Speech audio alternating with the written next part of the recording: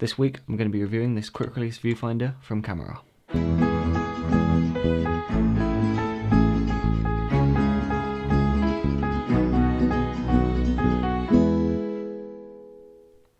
Hello, my name is Simon Cade and this is DSLRguide. So this is the Kamerar QV-1 and it's a pretty nice little viewfinder. I'm going to be talking about the pros and cons with this.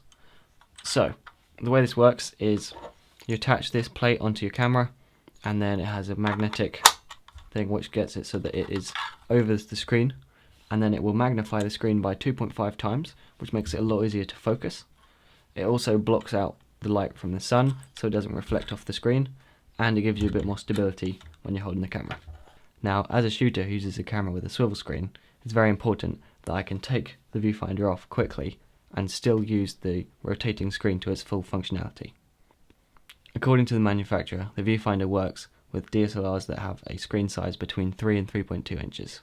Now this covers the vast majority of DSLRs with the rotating screens. In order to attach it to your camera, there are 4 points of adjustment so you can position the viewfinder exactly where you want it. I really like the magnetic quick release feature. It makes it really easy to take the unit on and off, but it means that it is strong enough that it won't fall off. Now, the plate is compatible with the Manfrotto 501 plates, which for me isn't that helpful because I don't use those plates, but a lot of people do, so that could be a very important factor for a lot of people. Now, many of you will have seen my carry speed review, which is of a very similar viewfinder, but the reason why I decided to get this one, because on the carry speed viewfinder, the threads are not in line. So this means that when you attach a plate, the whole camera gets offset to the left slightly. Now, with this one, they've been smart about it, and they've put the threads directly in front of it so that when you put a tripod plate on, it doesn't offset the camera at all.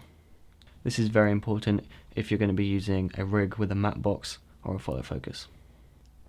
Another nice feature is that I can still reach the battery door when I have the plate installed. However, in many ways, this is still a bit of a downgrade from the more expensive carry speed. The first thing is the build quality. This feels a lot more plasticky than the carry speed one, and it's just generally a bit cheap feeling.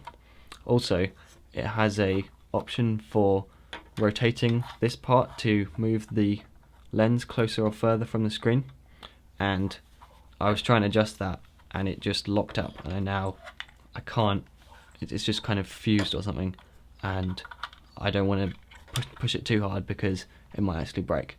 So while that's not a problem, it does say something about the build quality. The other difference is that this one doesn't have a lens cap.